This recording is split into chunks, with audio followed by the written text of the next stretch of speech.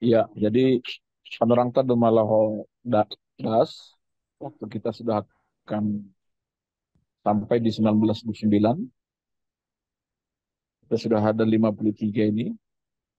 Saya kira segera diambil alih oleh pendeta Frans. Ya, Untuk kita mulai ya. baik. Terima kasih, Pak Pendeta Posma. Baik, Bapak Ibu yang dikasihi Tuhan, kita akan memulai GKPS Marguru sesi yang ketiga. Pertama, saya akan membacakan ayat harian dari GKPS. Kemudian saya akan membuka dalam doa. Selanjutnya kita akan masuk kepada materi kita. Renungan harian atau ayat dari GKPS hari ini pada Senin tanggal 24 Juni 2024 diambil dari Filipi 2 ayat 5. Hendaklah kamu dalam hidupmu bersama menaruh pikiran dan perasaan yang terdapat juga dalam Kristus. Mari kita berdoa. Tuhan, terima kasih atas berkat-Mu dalam kehidupan kami hingga pada malam hari ini. Kami sehat dan dapat berkumpul dalam GKPS Marguru sesi yang ketiga. Biarlah Engkau yang memberkati kami dari awal hingga pertemuan ini berakhir, sehingga semuanya menjadi bekal bagi kami dan menjadi eh, menambah wawasan kami di dalam kehidupan bergereja. Terima kasih Tuhan, di dalam nama anakmu Tuhan Yesus Kristus kami berdoa dan mengucap syukur. Amin. Baik, Bapak Ibu yang dikasihi Tuhan, sebelum kita mulai kepada materi, kami persilakan untuk kepada Bapak Pendeta Posma untuk menyampaikan mengenai kegiatan kita di sesi yang ketiga. Ya, terima kasih. Shalom, Horas Bapak Inang. Pujilah Shalom. Tuhan jika hari ini kita masih diberi kesempatan yang luar biasa untuk mengikuti sesi yang ketiga di Marguru, GKPS Marguru. Kita sungguh merasa berbahagia sebab pada malam hari ini kita mau mendengarkan beberapa hal yang menjadi bagian dari perguruan kita hari ini malam ini melalui kehadiran pendeta Profesor Rektor kita Binsar Pahan yang akan bersama-sama dengan kita di 1,5 sampai 2 jam ke depan. Saya kira Bapak Ibu selamat datang, selamat bergabung, selamat menikmati juga kelas perguruan kita malam hari ini. Semoga menjadi berkat dan menambah wawasan kita untuk hidup bergereja. Demikian dari saya, Horas, balik ke pendekatan. Baik, terima kasih untuk Bapak Pendeta Posma. Dan selamat datang untuk yang baru bergabung di GKPS Marguru sesi yang ketiga. Dan selamat datang juga untuk Bapak Pendeta Profesor Binsar Pakpahan. Selamat datang Pak di acara kita. Dan terima kasih sudah berkenan untuk mau menyampaikan materi mengenai rekonsiliasi dan manajemen konflik di gereja, perspektif teologi ingatan selama kurang lebih 30 sampai 45 menit. Kemudian kita akan masuk ke diskusi. Dan saya sendiri akan menjadi moderator untuk GKPS Marguru sesi yang ketiga. Bapak Ibu yang dikasih Tuhan, sebelumnya saya akan memperkenalkan materi kita secara singkat. Beliau adalah pendeta dari HKBP bernama lengkap yang namanya adalah Pendeta Profesor Binsar Jonathan Pakpahan, PhD. Dan sudah menjadi dosen tetap di STFD, Sekolah Tinggi Filsafat Teologi Jakarta sejak tahun 2012. Beliau sudah menikah dan memilih dikaruniai 2 orang anak laki-laki. Pendidikannya, dia tamat sarjana di STT Jakarta tahun 2003, kemudian mendapat gelar Master of Art in Theology pada tahun 2005 di VU Amsterdam, Belanda. Kemudian mendapat gelar doktor juga tahun 2011 di VU Amsterdam. Saat ini beliau juga menjabat sebagai Ketua STFT Jakarta, seperti yang dibilang oleh Bapak Pendeta Posma. Dan tahun lalu, pada bulan Desember, pada bulan September kalau tidak salah itu, beliau melakukan orasi pengukuhan sebagai profesor dalam bidang teologi dan saat ini kalau tidak salah menjadi profesor termuda dalam bidang teologi dengan judul orasinya, orasi ilmiahnya, Berteologi dari Hati, Cara Berteologi Menyikapi Perkembangan Artificial Intelligence. Salah satu bukunya saat ini yang dipublikasi dan bisa jadi menjadi bagian dari materi kita, yaitu bukunya berjudul Allah Mengingat, Teologi Ingatan sebagai Dasar Rekonsiliasi dalam Konflik Komunal yang diterbitkan oleh BPK. Oleh karena itu, mari kita siapkan, Bapak Ibu yang dikasihi Tuhan, untuk materi kita yang menarik hari ini. Seperti yang saya bilang tadi, temanya adalah rekonsiliasi dan manajemen konflik di gereja, perspektif teologi ingatan. Ini menarik karena kita bukan melupakan, tetapi mengingat, bahkan sampai hal-hal yang menyakitkan. Mengapa itu perlu, apa tujuannya, dan sejauh mana itu bisa membantu kita. Nah, bagaimana penjelasannya? Kami persilakan untuk Bapak Pendeta untuk memaparkan materi kita pada hari ini. Silakan, Pak. Baik, Kalau ada boleh di share screen ya, Pak. ya, selamat malam, Bapak Endang. Terima kasih sudah mengundang saya, terutama untuk gereja kita GKPS yang mempercayakan saya untuk membawakan satu sesi pada malam hari ini. Terima kasih untuk pimpinan dari GKPS.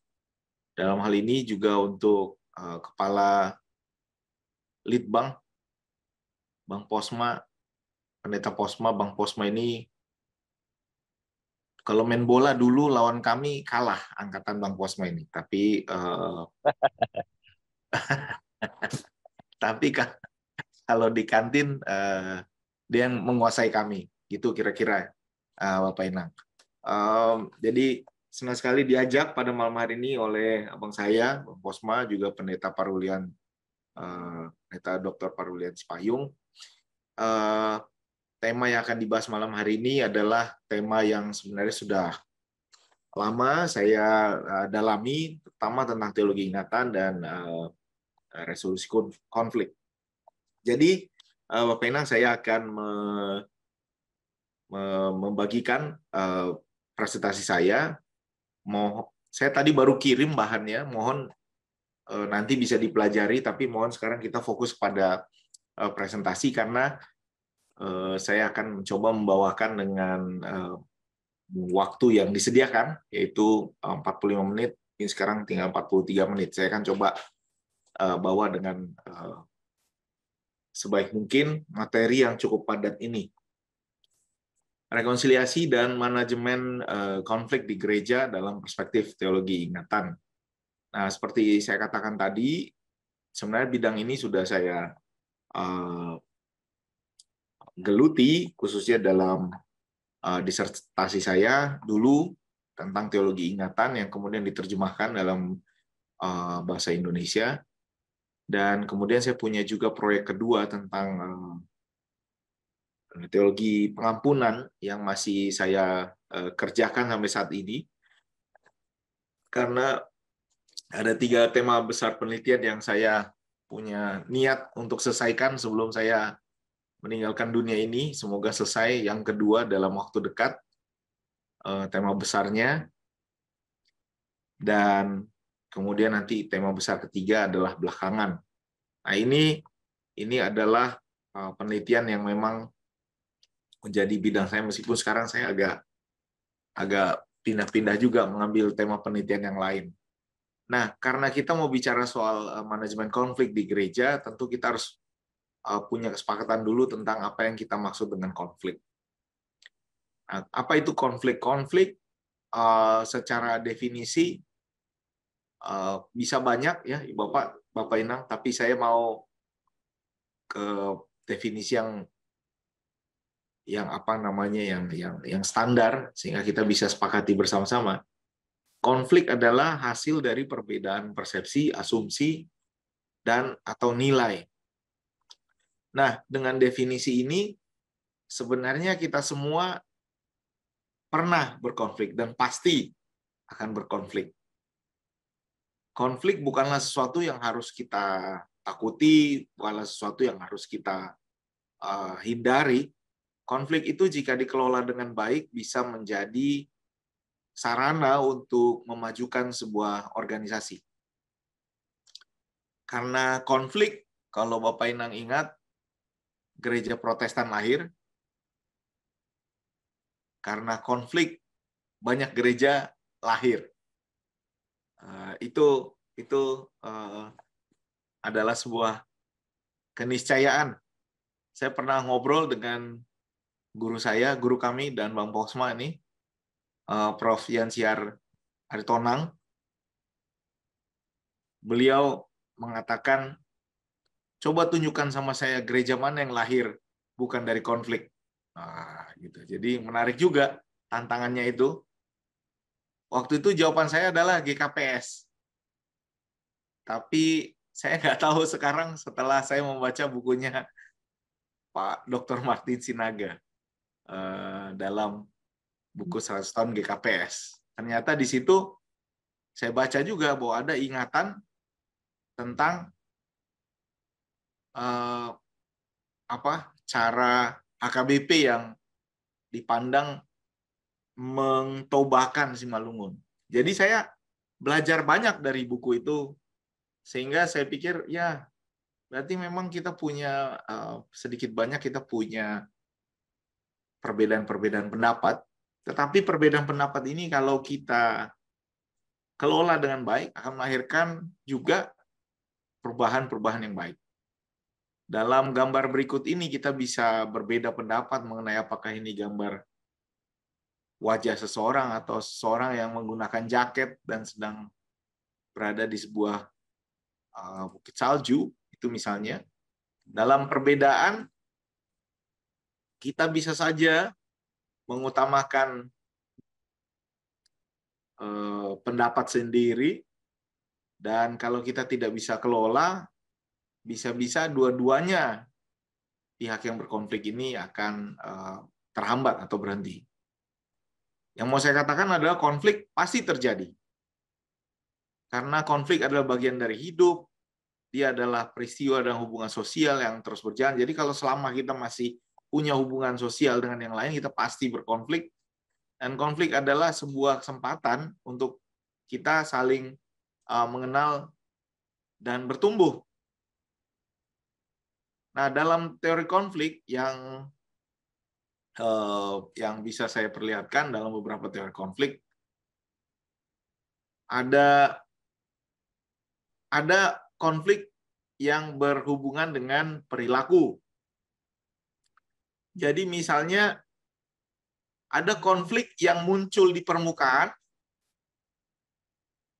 ada konflik yang laten, yang ada di bawah, di akar.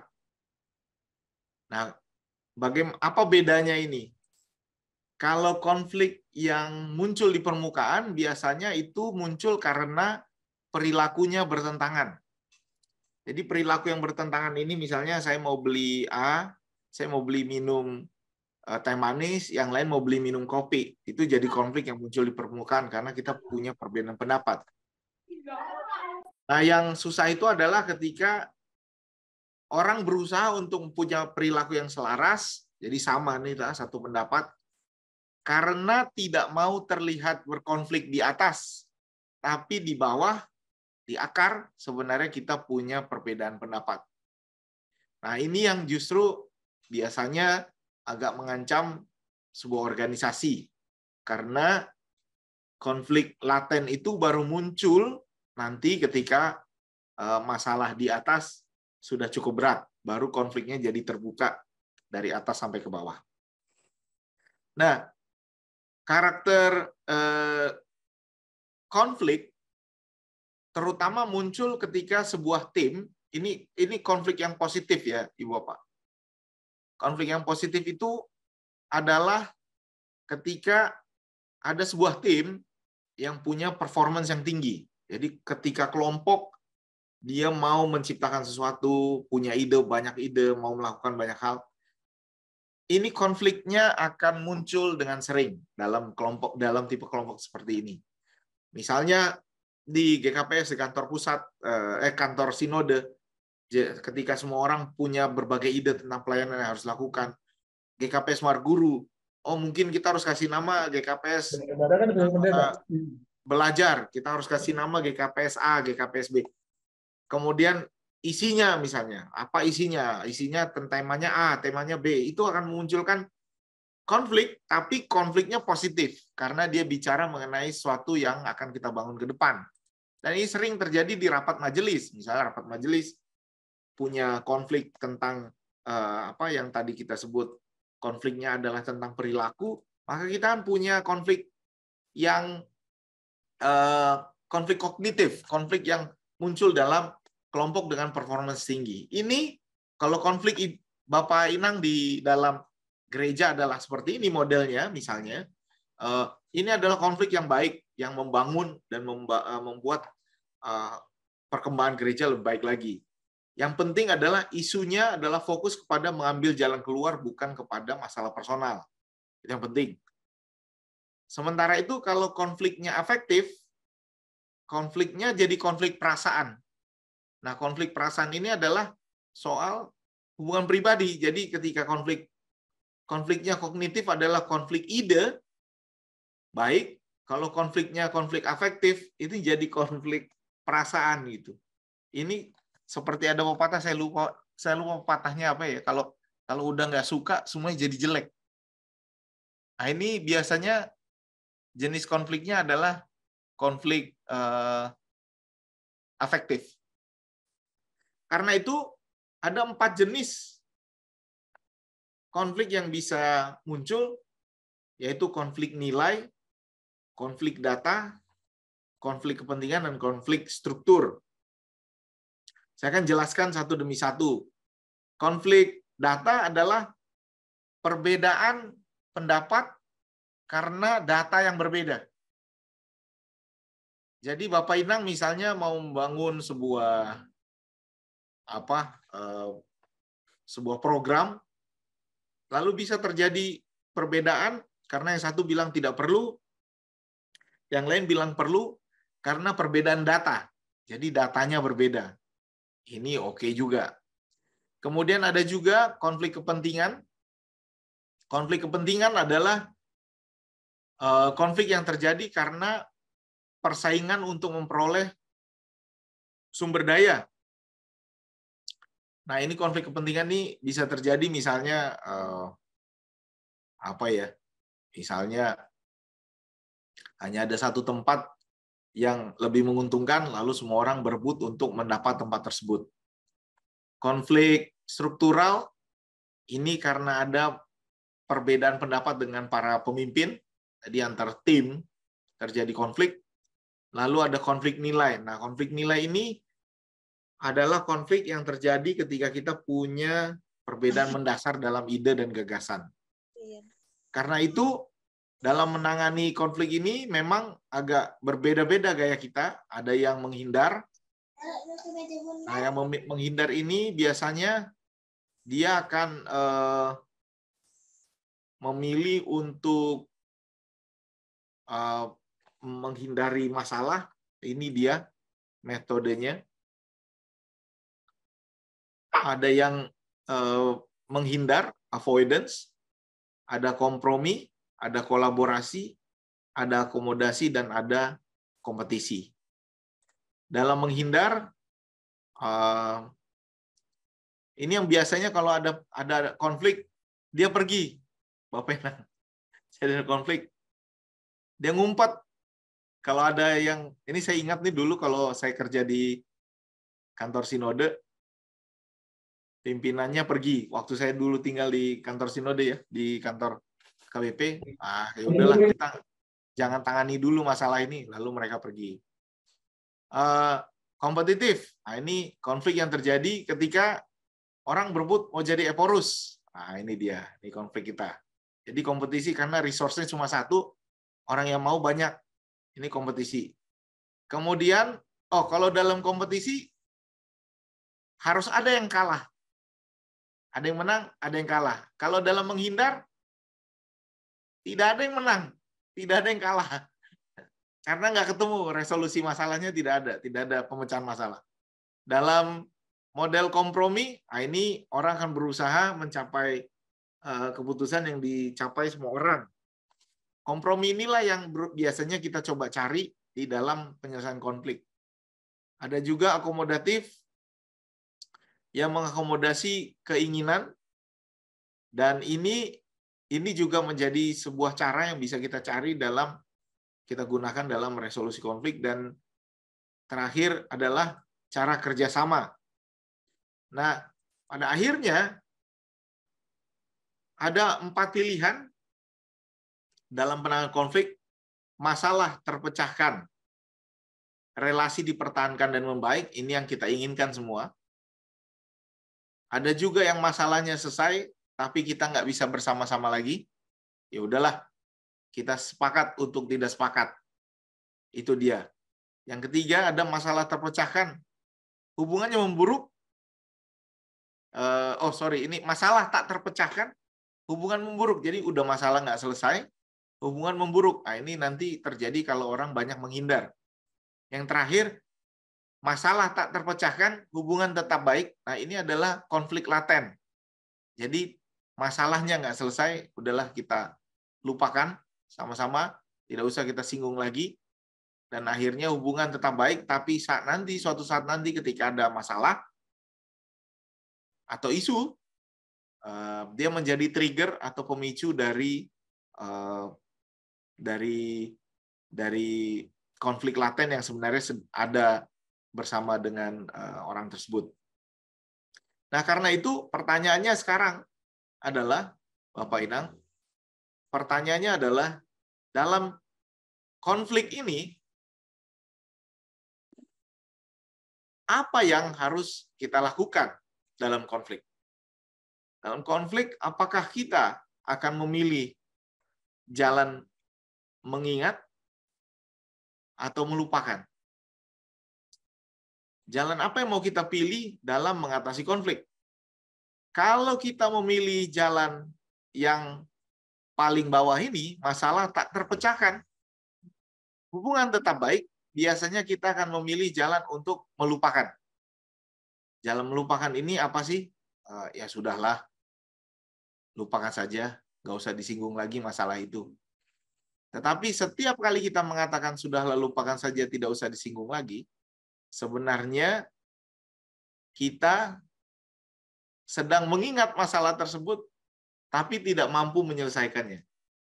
Ini yang menarik sekali, Bapak Inang. Setiap kali saya bertemu dengan orang-orang yang punya konflik gitu ya, mungkin saya cerita saja ya. Jadi di kami, mungkin Bapak Inang masih ingat, AKBP pernah bertengkar besar 92 sampai 98.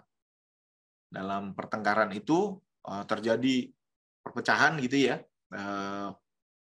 Ada 2 Eporus waktu itu. Gereja terbagi 2 di mana-mana.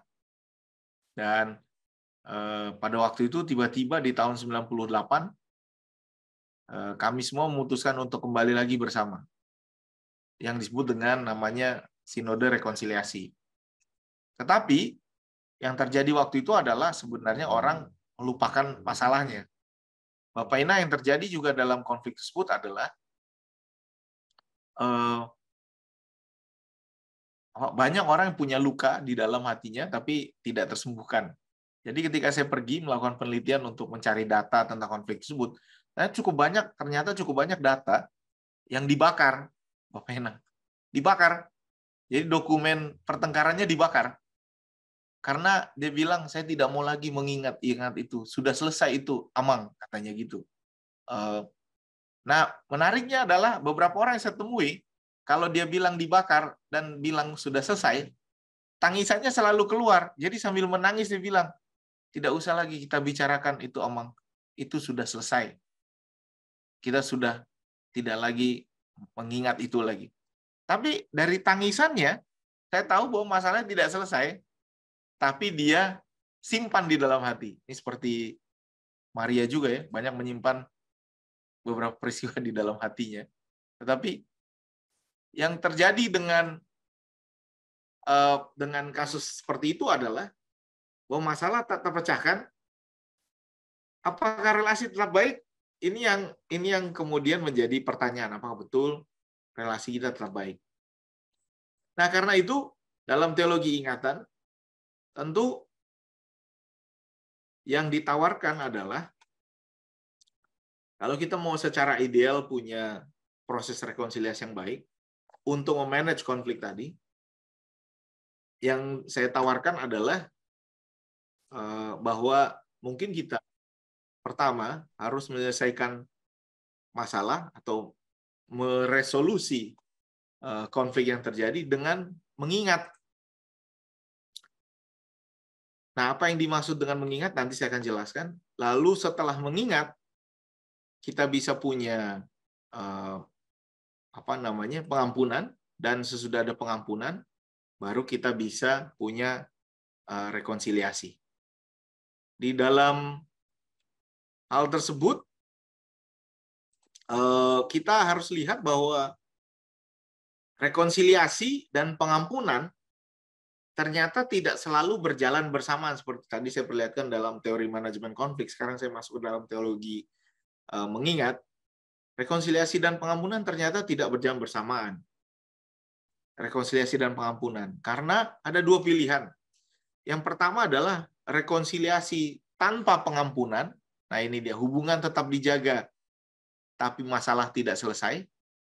Yaitu bersatu kembali sesudah konflik, namun tidak pernah bicara mengenai konflik tersebut. Nah, ini dia. Ada juga pengampunan tanpa rekonsiliasi. Sesudah terjadi pertengkaran, lalu kita bilang kita sama-sama berpisah lah, baik-baik. Kita jadi dua sinode yang berbeda, misalnya KBP dan GKPI. Dulu, Bapak Inang, tema seperti ini tidak terlalu menarik ya, karena mungkin orang Indonesia, lebih banyak memilih untuk melupakan masalah. Kalau ada masalah, sudah gak kuingat-ingat lagi itu. Sudahlah, ngapain kau ingat-ingat lagi itu. Nah, memang ini godaan untuk melupakan adalah godaan yang paling besar. Tetapi pertanyaannya adalah, kalau masa lalu tidak diingat, lalu apa yang diampuni? Gitu.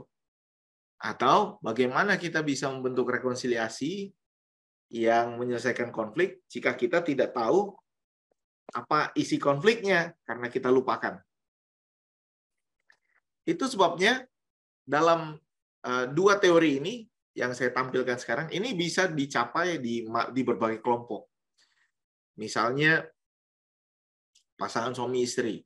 Rekonsiliasi tanpa pengampunan bagi pasangan suami istri adalah, misalnya ada suami yang selingkuh, lalu pasangan suami istri memutuskan untuk tetap berada dalam relasi demi anak-anak. Jadi mereka tetap ada dalam relasi suami istri, tapi sebenarnya tidak pernah punya pengampunan. Jadi mereka terus bertengkar, dan setiap kali nanti ada masalah, dia akan bilang, oh, kau dulu menyakiti saya, kau dulu menyakiti saya. Atau dua-duanya bisa memutuskan untuk, udahlah, daripada saya luka, kamu luka, kita sama-sama saling mengampuni, selesai, jabat tangan, selesailah hubungan kita sampai di sini, selamat jalan. Nah, itu bisa juga pengampunan tanpa rekonsiliasi. Yang ideal adalah pengampunan dan rekonsiliasi. Ini idealnya. Nah, bagaimana cara memulai pengampunan dan rekonsiliasi ini? Disinilah saya memulainya dengan mengatakan bahwa pengampunan membutuhkan ingatan. Nah, pengampunan membutuhkan ingatan ini, Bapak Inang, diperlukan karena pengampunan sebenarnya adalah seperti memberi kado. Apa sih yang dimaksud dengan pengampunan? Pengampunan, kalau dalam definisinya, untuk melepaskan atau menghapuskan hutang. Dalam perjanjian, dalam Alkitab kita, misalnya, pengampunan adalah sebuah tindakan sosial, ini saja yang saya tampilkan, pemberian cuma-cuma dan pemulihan hubungan. Jadi ada pemberian cuma-cuma. Jadi kalau seseorang berhutang pada kita, ingat kisah seorang raja, seorang hamba yang punya hutang pada rajanya, lalu rajanya mengampuni, lalu mengatakan, saya menghapuskan hutangmu. Ya, pengampunan adalah penghapusan hutang. Karena itu pengampunan adalah hadiah yang darinya para korban akan memperlakukan para pelaku seakan-akan tidak pernah terjadi sebuah pelanggaran. Jadi pengampunan itu hadiah. Kalau dalam perspektif konflik, korban memberi kado kepada sang pelaku sehingga seolah-olah pelanggaran itu sudah diselesaikan. Nah, syarat pengampunan di dalam teologi Yahudi ada yang disebut teologi teshuva, teologi pertobatan. Jadi menurut teologi Yahudi, seseorang baru bisa diampuni kalau dia berhenti melakukan kesalahan, mengakui kesalahan dan meminta ampun, berjanji tidak mengulanginya lagi, dan membayar sejenis denda. Nah, ini teologi Yahudi. Dan teologi ini sebenarnya terlihat sekali ketika cerita rekonsiliasi Esau dan Yakub. Esau dan Yakub, jika kita lihat dari syarat teologi teshuva, terutama nomor 4, kalau kita ingat dalam kisah rekonsiliasi Esau dan Yakub, Yakub takut untuk bertemu dengan kakaknya, lalu dia membawa semua ternaknya, bahkan kemudian semua hasil apa yang ada pada dia bawa untuk untuk menjadi persembahan bagi kakaknya gitu ya. Dan itu juga sebabnya dalam teologi teshuva ini yang terlihat dalam bait suci, nanti ketika bait Allah didirikan di Yerusalem, sesudah Esau dan Yakub tentunya, jadi sudah Yerusalem menjadi ibu kota, ada tempat yang namanya altar paling suci, tempat paling suci, tempat maha kudus, dan di situ selalu berhubungan dengan penghapusan dosa, itu selalu berhubungan dengan pengorbanan darah. Karena itu di dalam Taurat, pengampunan memang membutuhkan pertobatan.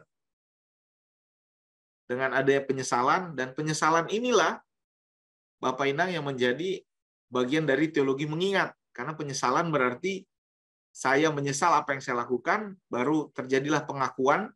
Di dalam pengakuan inilah kita mengingat apa yang kita lakukan. Baru terjadi pengampunan. Nah, dalam Kristus, pengampunan jadi agak berbeda ceritanya. Karena di dalam Kristus, sebagai anak domba Allah yang terakhir, dia adalah kurban terakhir yang membuat kita tidak perlu lagi memberikan atau mempersembahkan kurban sebagai pengampunan dosa. Nah, di dalam Taurat yang tadinya modelnya seperti ini, ada penyesalan, pengakuan, permintaan maaf, baru ada pengampunan. Di dalam perjanjian baru atau sudah Kristus memberikan pengorbanan dirinya, setelah ada dosa, ada janji dan karunia pengampunan dalam Kristus. Baru setelah itu ada pertobatan dan perubahan hidup. Nah, Bapak Inang, di mana ini muncul? Salah satu bukti bahwa gereja kita menghidupi teologi ini adalah bahwa gereja kita memiliki baptisan anak. Anak tidak pernah mengaku dosanya, tapi dia dibaptis. Nah, ini nanti dihubungkan dengan teori perjamuan kudus. Kalau dalam perjamuan kudus, orang mengaku dosa dulu, baru dia diberi sakramen perjamuan kudus. Tapi kalau dalam baptisan tidak pernah ada pertobatan, karena sang anak tidak memahami makna pertobatan. Nah, karena itu di dalam teologi pengampunan yang model seperti ini, mengingat, jadi ada di bagian awal, yaitu dosa. Mengingat dosa dan mengingat pengampunan yang ditawarkan dalam Kristus. Kalau begitu, saya masuk pada bagian tentang apa yang disebut dengan ingatan. Jadi Bapak Inang, ingatan ada dua jenis. Yang satu namanya ingatan deklaratif dan satu lagi ingatan non-deklaratif. Ingatan deklaratif ini adalah ingatan yang tidak membutuhkan klarifikasi perasaan, tapi dia mengingat detail ya dari sebuah peristiwa. Ingatan non-deklaratif adalah perasaan, ingatan tentang perasaan. Nah, misalnya begini, ada ingatan peristiwa dan ada ingatan perasaan. Bapak Inang, ada ingatan peristiwa, misalnya sekarang kita lagi punya Piala Eropa 2024. Kita bisa mengingat tentang siapa yang mencetak gol, siapa juaranya, dan lain sebagainya. Saya ingat misalnya Piala Dunia 2022, finalnya adalah Prancis lawan Argentina. Saya bisa mengingat detail dari peristiwanya. Tapi di saat yang bersamaan saya juga bisa mengingat perasaan saya tentang peristiwa itu. Jadi misalnya saya ingat waktu final dari Piala Dunia 2022, saya senang, pada akhirnya saya senang karena menurut saya Messi layak untuk menjadi juara Piala Dunia, menurut saya. Jadi saya cukup bahagia lah waktu itu. Di sisi yang lain saya juga sedih juga melihat Cristiano Ronaldo berjalan dengan menundukkan kepala. Jadi saya ingat ketika saya sedih, saya ingat ketika saya senang. Saya ingat peristiwa yang membuat saya sedih, saya ingat peristiwa yang membuat saya senang. Nah, dengan pemisahan ini, Bapak Idang jadi bisa mengingat waktu kita sedih dengan perasaan gembira. Saya ulangi. Kita jadi bisa mengingat waktu kita sedih dengan perasaan gembira. Ya, kalau Bapak Inang dulu pernah susah, lalu karena kesusahan itulah sekarang kita jadi bahagia. Kita mengingat waktu kita menangis dulu dengan bahagia. Lain halnya juga, mungkin dulu kita pernah bahagia, ya gitu ya. Tapi orang yang kita ingat ini sudah meninggal dunia misalnya. Jadi kita mengingat waktu kita bahagia dulu dengan sedih. Karena tidak bisa mengulanginya lagi. Jadi ingatan peristiwa dan ingatan emosi itu berbeda. Dalam konflik, yang sering kita ingat adalah perasaannya, emosinya. Bukan detail peristiwanya. Dan nanti yang menarik adalah ingatan kita menjadi identitas kita. Nah, karena itu ketika konflik melupakan sebuah peristiwa,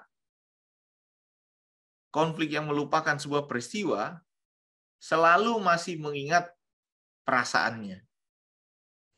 Yang kita wariskan nanti, Bapak Inang, adalah perasaan. Ini sering terjadi nih di setiap konflik. Jadi misalnya dalam keluarga lah, misalnya, kamu Amboru itu jahat sekali dulu sama bapak. Kamu harus ingat itu, Amboru itu yang mengambil semua harta nenek kita. Jadi anaknya yang tidak tahu tentang apa yang terjadi dulu, mewarisi ingatan konflik, tapi yang dia warisi adalah ingatan perasaannya. Dia tidak pernah diwariskan cerita tentang detail peristiwanya. Nah, karena itu agak berbahaya, Bapak Ina, kalau ingatan yang diwariskan hanya perasaan, tapi kita tidak pernah mewariskan ingatan tentang peristiwa, tentang apa yang terjadi. Karena pada akhirnya, ingatan perasaan ini yang akan jadi identitas. Ingatlah waktu kita dulu sakit, ingatlah waktu dulu kita susah, dan lain sebagainya. Nah, di dalam perjanjian lama, dalam teologi mengingat itu ternyata bukan hanya soal membawa kembali sesuatu yang ada di masa lampau ke dalam kepala kita, dalam ingatan kita.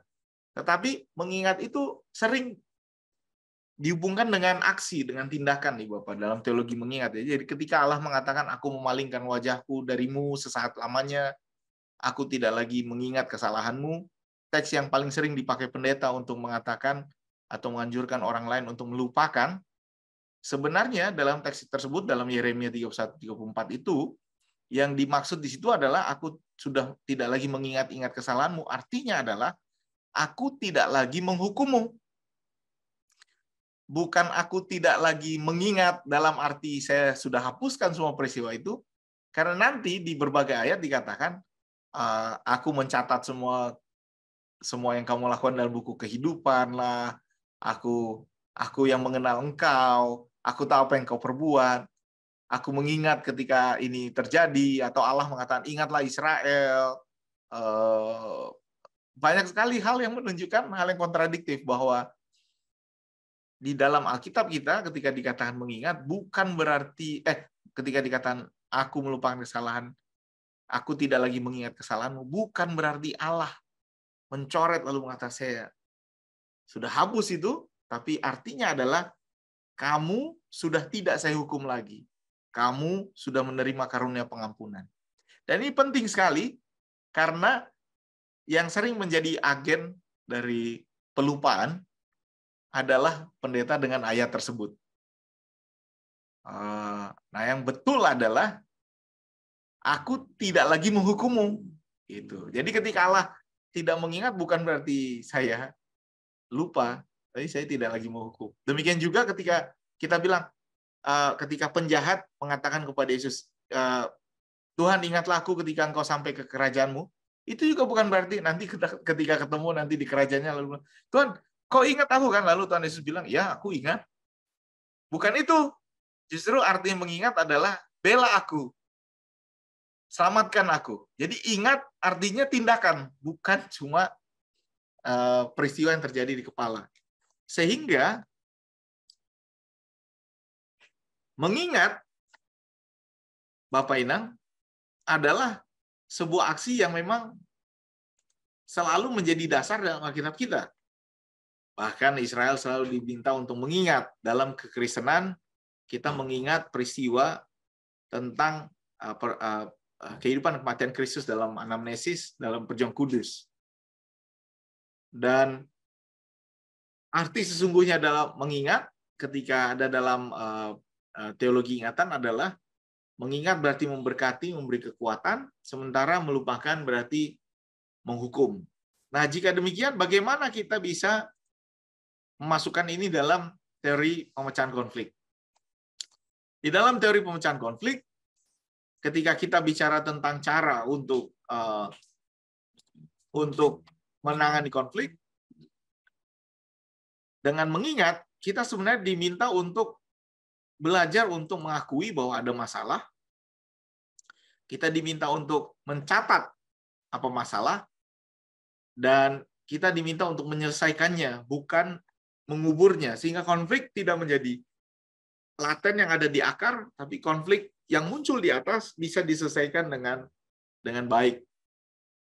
Dalam pemecahan konflik, maka dalam teori resolusi konflik, yang pertama seseorang perlu menyiapkan diri dalam konflik, tiap pihak perlu menyiapkan diri, kemudian siapkan informasi. Nah, disinilah teologi ingatan itu menjadi penting, Bapak Inang, karena teologi ingatan diperlukan untuk menjelaskan tentang apa yang sebenarnya terjadi dalam informasi, sehingga tidak ada lagi yang namanya konflik perbedaan data. Nah, kalau argumen untuk tidak melakukan tidak menyiapkan data adalah sudahlah, kita tidak mau lagi kita mengingat-ingat konflik itu, itulah yang justru akan membuat konflik itu semakin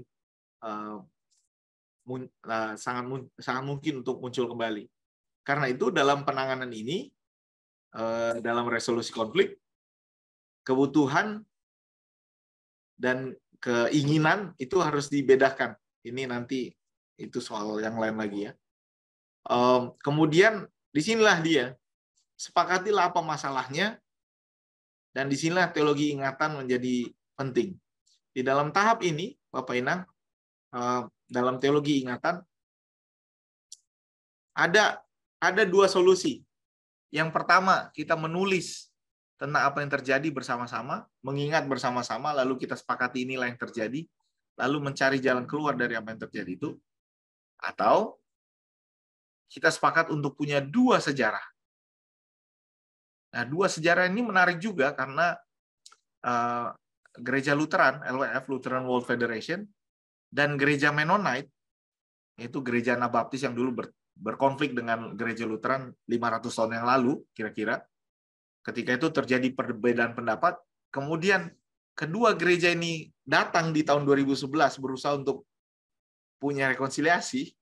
Lalu ketika mereka bersama-sama mencoba menuliskan sejarah, ternyata dua-duanya menulis sejarah yang berbeda. Lutheran ingatnya A, Mennonite ingatnya B. Tapi kemudian mereka menulis keduanya, memutuskan seperti itu, mereka menulis keduanya, dan mengatakan, ini yang saya ingat, saya hargai apa yang kamu ingat. Tetapi dalam konflik, 500 tahun adalah waktu yang sangat lama untuk bisa menyelesaikan konflik itu. Jangan sampai juga kita punya konflik 500 tahun lagi baru selesai. Nah, yang menarik juga yang saya temukan, Bapak Inang, nanti silakan dibaca lengkapnya. Saya mau mengakhiri juga presentasi ini. Yang menarik juga dalam konflik, manajemen konflik dalam teologi ingatan adalah saya menemukan bahwa konflik kita, Toba dan Simalungun, atau Batak lah pada umumnya, kalau kita berkonflik, yang menarik adalah kita sering mencoret orang yang berkonflik dengan kita dari ingatan. Jadi kita mencoret mereka, melupakan mereka. Yang agak sadis, menurut saya sadis, adalah mencoret dari tarombo. Apa ya tarombo? Bahasa Simalungunnya apa ya? Apa ya tarombo ya? Silsilah. Silsilah, Pak. Silsilah bahasa Indonesia. Kekeluargaan. Silsilah, partuturan.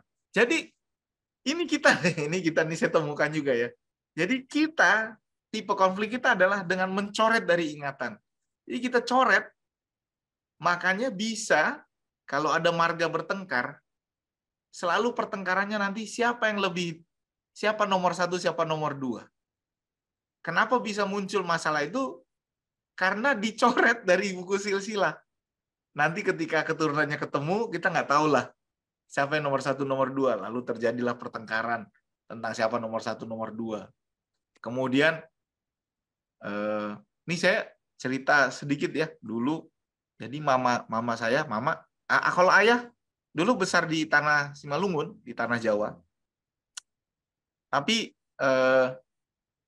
tiap marga punya cerita konfliknya sendiri. Saya nggak berani cerita tentang Sinaga, Saragi, saya nggak berani ya, Purba. Nanti saya diomelin. Jadi saya cerita tentang mama saya lah, Marpaung. Jadi mama saya, Marpaung, aslinya kan dari Porsea, Toba lah. Dari situ, dari daerah situ. Nah, mama ini sudah 7 generasi ada di Pangaribuan, di daerah namanya Batuna 2, agak di atas. Di kampung-kampung kecil gitu, kok ada Marpaung 7 generasi. Lalu ketika mama menikah dengan ayah,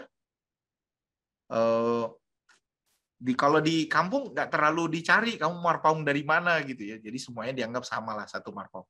Begitu mama pindah ke Jakarta, orang Jakarta yang nanya, kamu Marpaung mana? Nah lalu mama nyari, kita Marpaung mana? Dia tanyalah ke keluarga di kampung, nggak ada yang tahu dia Marpaung mana. Akhirnya dibentuklah tim gabungan pencari fakta oleh ayah saya almarhum. Dia bentuk tim ini, TPGF, untuk mencari tahu dari mananya Marpaung istriku ini gitu. Dia carilah fakta, ketemulah bahwa 7 generasi dulu terjadi pertengkaran dan namanya dicoret dari silsilah. Jadi untung ada batunya. Jadi ada batu di Porsea gitu, di kuburan. Lalu bilang, ini kayaknya ini satu anaknya inilah mungkin kalian. Karena inilah yang diusir itu. Jadi kalau diusir dicoret dari silsilah, dan yang ada di Pangaribuan ini juga memulai silsilah baru, seolah-olah cuma di MR Paung, jadi nggak jelas datang dari mana gitu. Nah, itu menurut saya cukup gawat juga di kita. Jadi di satu sisi kita berusaha melupakan kalau berkonflik, tapi giliran melupakan yang konflik agak besar, kita coret dia dari ingatan kita.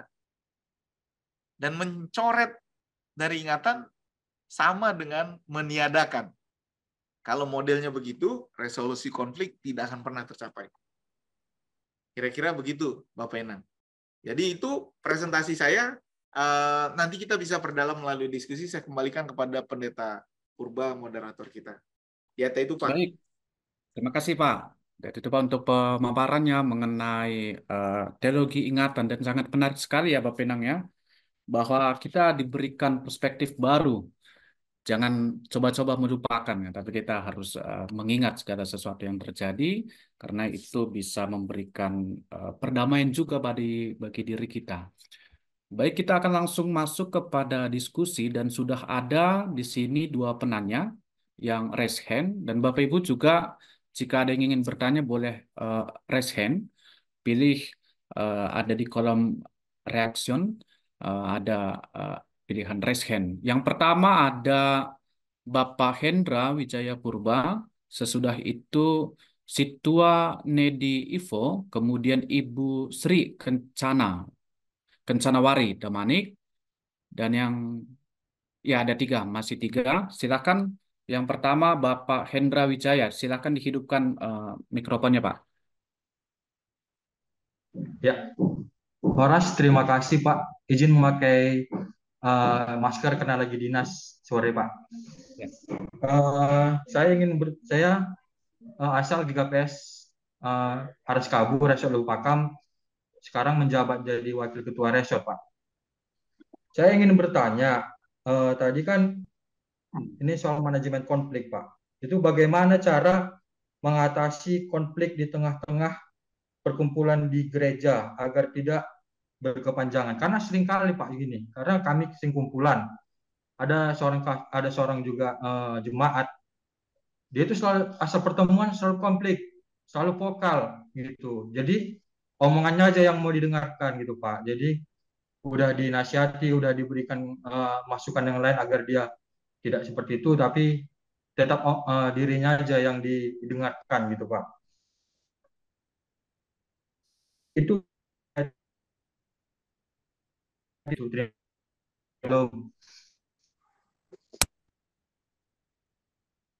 Baik, terima kasih Bapak Hendra. Silakan lanjut Bapak Situane di Ivo. Terima kasih moderator. Terima kasih Pak Pendeta Pak Pahan yang telah memaparkan materi ini dengan sangat baik. Yang pertama saya mau bertanya soal apakah ada hubungan kultur kita dengan kecakapan kita menyelesaikan konflik. Pak Pahan begini dia, sering suku kita, saya bicara suku Simalungun, memotivasi anaknya justru dengan bercerita tentang konflik. Bapak tadi sudah menyampaikan, sering bercerita orang tua kita memotivasi kita supaya mermalu. Lihatlah, ingatlah dulu, ya, amborumu itu menyakiti kita.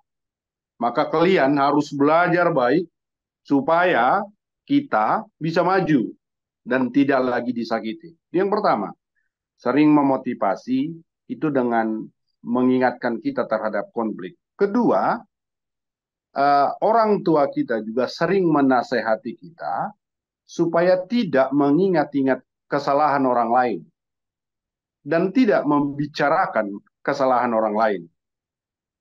Pemaparan Bapak tadi menyampaikan saya kepada kesimpulan, hal ini menyebabkan sering kita masuk kepada penyelesaian konflik, masalah tidak terpecahkan, asal hubungan kita tetap baik. Artinya untuk menjaga hubungan kita tidak baik, biarkanlah masalah tidak terpecahkan. Saya mohon tanggapan terhadap ini. Itu yang pertama. Yang kedua, saya mohon penjelasan tentang hubungan konflik dengan demokrasi. Karena di gereja sering sekali pasca pemilihan kita berkonflik dan tidak siap berkonflik. Demokrasi kita yang memilih pimpinan sinode secara langsung ternyata meninggalkan konflik. Maka Pak Pahan kan sering ada alternatif karena kita tidak siap pemilihan secara langsung, kita sering menyinggung tentang menjoput nasi nurat untuk memilih pemimpin kita. Yang ketiga, saya ingin penjelasan tentang konflik dan kekuasaan atau kepentingan. Apakah itu struktur seperti yang Bapak jelaskan? Karena sering sekali mutasi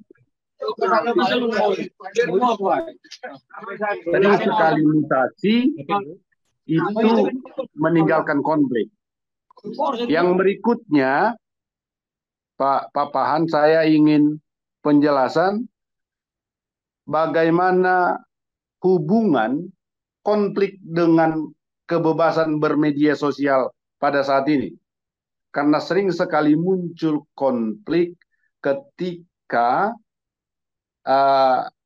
ada ucapan-ucapan, ada aksi dan reaksi, balas-membalas mengenai suatu topik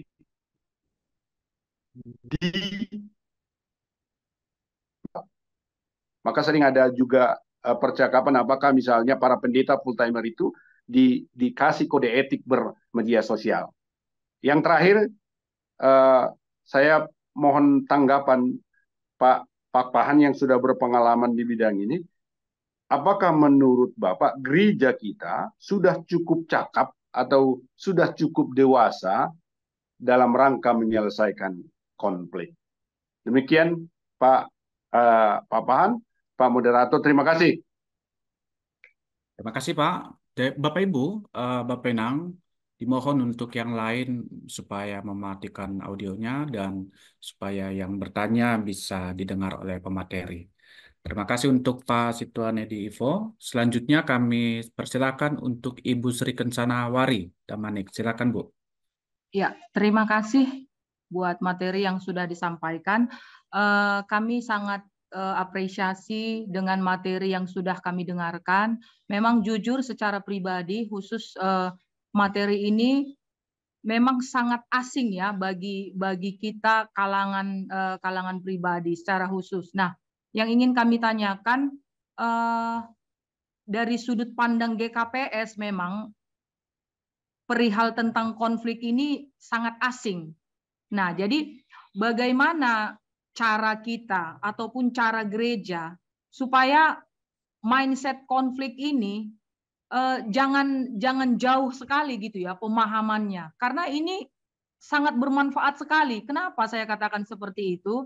Efeknya sering terjadi di tengah-tengah kita, kepahitan, tidak mengalami kesembuhan batin, tidak mengalami pengampunan, akhirnya menjadi kemana-mana. Sementara pelayanan kita sangat berdampak dengan hal seperti ini. Nah, yang menjadi problem bagi kita secara pribadi memang mindset tentang penyelesaian konflik ini sangat minim sekali di tengah-tengah gereja. Apalagi khusus saya sebagai guru sekolah minggu ya, guru sekolah minggu sekaligus juga majelis, dan mungkin dari sudut pandang GKPS saya mungkin sangat merindukan ya ketika mindset konflik ini diperkenalkan di tengah-tengah jemaat. Jadi mungkin bagaimana caranya supaya mindset tentang penyelesaian konflik ini sampai di tengah-tengah jemaat, disampaikan juga oleh para full timer ketika menyampaikan firman Tuhan atau melalui materi-materi lain, karena ini sangat penting. Terima kasih Pak. Terima kasih Ibu. Sebelum saya serahkan ke Pak Pendeta, Pak Binsar, Ada beberapa pertanyaan juga, Pak. Saya akan bacakan, mungkin nanti bisa sekalian dijawab di kolom chat. Pertama, apakah ada batasan teologis dalam proses rekonsiliasi, terutama ketika berhadapan dengan pelanggaran serius atau perbedaan doktrinal yang mendasar? Yang kedua, bagaimana gereja dapat menyeimbangkan kebutuhan untuk mengingat dengan panggilan untuk mengampuni dan melupakan kesalahan masa lalu? Ketiga, bagaimana gereja dapat memfasilitasi proses mengingat yang konstruktif tanpa jatuh ke dalam sikap menyalahkan atau dendam? Dan yang terakhir, bagaimana gereja dapat mengatasi perbedaan interpretasi atas ingatan kolektif tanpa menciptakan perpecahan baru? Dan apakah mungkin membangun ingatan bersama di tengah perbedaan doktrin dan praktik yang signifikan? Demikian pertanyaan untuk sesi yang pertama. Kami persilakan untuk Bapak Binsar untuk merespon dari pertanyaan tersebut. Silakan, Pak. Baik, terima kasih ya itu Pak untuk pertanyaannya Bapak Inang. Sebelum saya mulai ya mungkin saya mau minta maaf juga. Mungkin dulu itu saya ingat saya agak kurang sensitif terhadap kultur dulu. Kemudian setelah makin tua mungkin jadi makin lebih sensitif dan makin memperhatikan perbedaan-perbedaan di antara cara-cara kita menangani konflik ini. Dan saya lihat tiap budaya punya kearifannya sendiri. Kalau dalam bahasa istilahnya kearifan lokal. Nah, buat Pak Hendra, dalam perbedaan pendapat, ketika satu pihak hanya mau menang sendiri, yang terjadi di situ adalah kompetisi. Dan ketika kompetisi terjadi,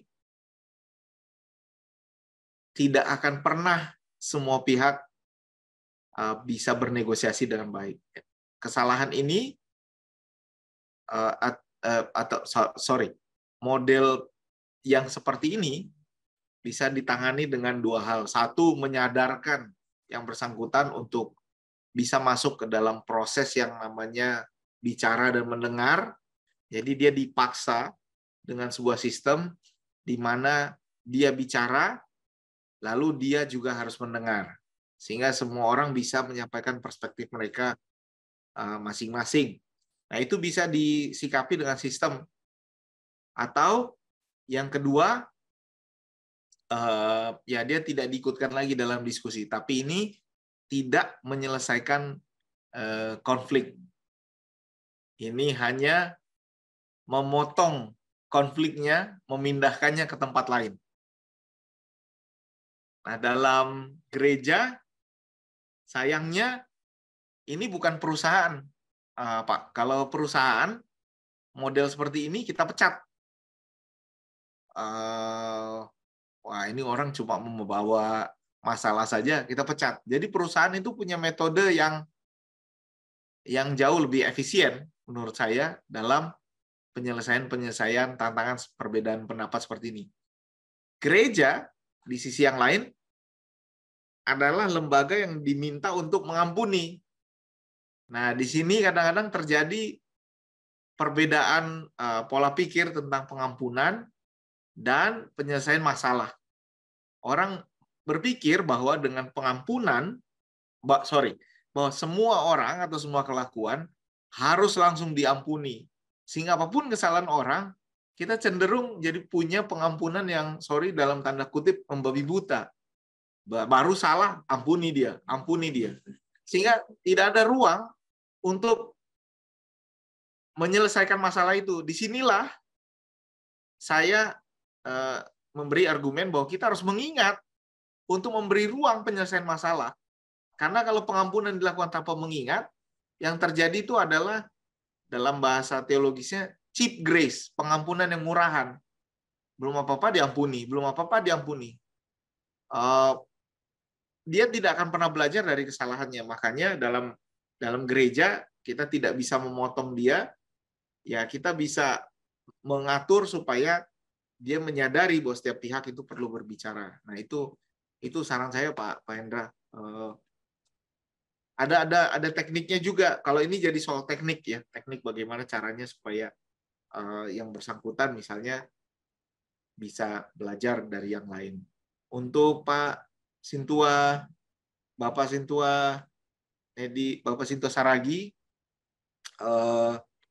Pak, ini yang tadi saya bilang Pak di awal, ada sensitivitas budaya yang perlu saya ingat. Jadi saya mau cerita dulu, ini pengalaman. Bapak Inang boleh menyalahkan saya. Ini cerita pengalaman pribadi. Jadi waktu di Belanda ya, saya punya amboru, ya, amboru saya boru Saragi, dan dia baik sekali gitu ya. Tapi satu waktu kami buatlah acara Natal Batak Sebelanda gitu ya. Waktu itu saya di sana masih sekolah ya. Kami buat acara Natal Batak Sebelanda. Lalu saya menulis buku acara tata ibadah. Lalu dalam pembacaan Alkitab, saya lupa membuat bahasa Simalungun. Saya lupa murni karena lupa, bukan karena kesengajaan dan lain sebagainya. Karena ada bahasa Karo, ada bahasa yang lain-lain gitu. Saya minta dibaca, saya lupa bahasa Simalungun, saya lupa sekali. Dan acara ini dilakukan di rumah amboru ini. Semua berjalan dengan baik, senyum semua gitu ya, sampai selesai dan lain sebagainya. Tiba-tiba besok pagi saya ditelepon. Orang yang mengatakan, nangis katanya amboru ini. Tadi malam sesudah acara. Kenapa? Masa di rumah saya sendiri tidak ada bahasa Simalungun? Wah, kenapa nggak dibilang tadi malam? Kan bisa langsung saya stop. Bahasa Simalungun kok nggak ada gitu? Karena saya lupa aja gitu, bukan karena apa-apa. Lalu saya belajar, ya nggak biasa menyampaikan langsung. Kulturnya seperti kultur Maria, menyimpannya dalam hati. Nah ini, Bapak Inang, kalau disimpan terus, tapi tergantung budaya sih, bisa jadi ini memang caranya Simalungun untuk menyelesaikan masalah, tapi buat saya cara seperti ini hanya menyimpan masalah, tidak menyelesaikannya.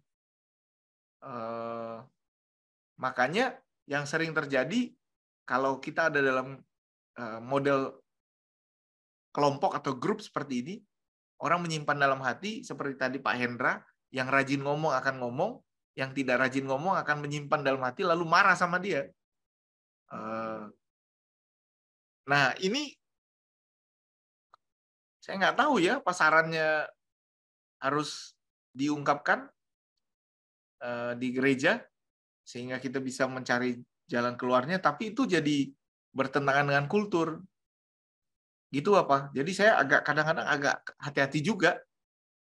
Apa cara saya ini terlalu konfrontatif mungkin seperti orang barat gitu ya. Ya memang harus diingat lalu kita selesaikan. Nah, di satu sisi cerita Bapak Sintua Saragi justru memperkuat dugaan saya bahwa kita memang mewariskan ingatan kepada generasi berikut, tapi yang kita wariskan ingatan sakitnya aja. Sehingga generasi berikut tidak tahu apa yang sebenarnya terjadi, tapi yang dia tahu amboru itu jahat. Amboru itu jahat, itu kan. Orang ini dulu yang tidak pernah baik pada kita. Nah, berarti kita tidak bicara, sebenarnya kulturnya jadi kita tidak bicara depan orangnya, tapi meneruskannya ke generasi berikutnya. Nah, itu lebih jelek lagi menurut saya. Jadi lebih baik kita angkat ingatan ini supaya bisa diselesaikan dengan baik. Dan dalam ingatan perasaan, nanti kita perlu juga merekonstruksi apa yang sebenarnya terjadi. Nah, makanya ini memang ada hubungannya, Pak. Memang ada hubungan dengan budaya. Kalau di dalam penelitian Profesor Bungaran Antoni Simanjuntak, maaf, beliau menulis cara menyelesaikan konflik buat orang Toba adalah namanya Mamukahuta. Jadi keluar dari kampung itu, lalu dia pergi ke desa lain, lalu membuka kampung lain. Dan dia biasanya memberi nama yang sama dengan kampung yang ditinggalkan itu. Makanya banyak nama kampung mirip-mirip di tempat perantauan sama di kampung asalnya gitu. Nah, itu menurut dia adalah cara Toba menyelesaikan masalah menurut dia.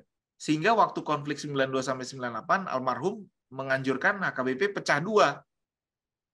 Nah, ternyata gereja punya jalan lain gitu maksud saya. Nah, gereja harusnya bisa juga memberi pemahaman teologis bahwa konflik itu ya memang harus diselesaikan. Mungkin kita mulai dengan mengingatnya.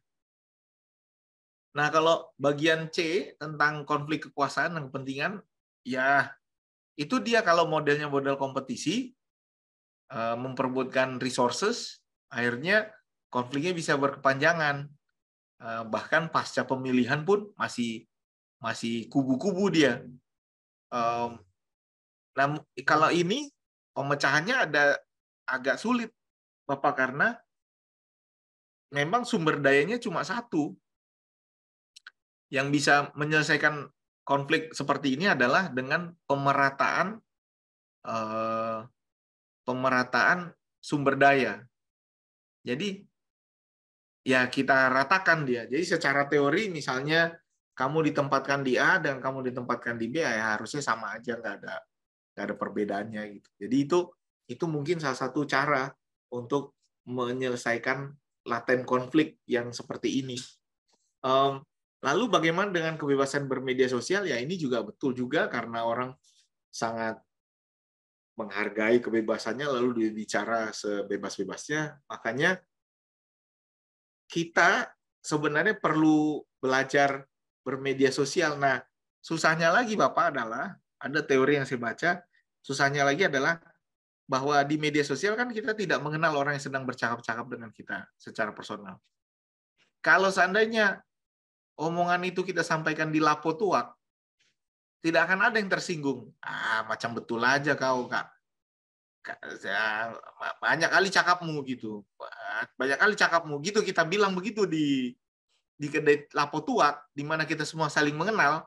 Kita dengar ucapan seperti itu, kita akan tertawa karena kita tahu bukan itu maksud sesungguhnya. Nah, di media sosial semua perasaan itu hilang dalam ketikan. Dalam tulisan tidak ada perasaan.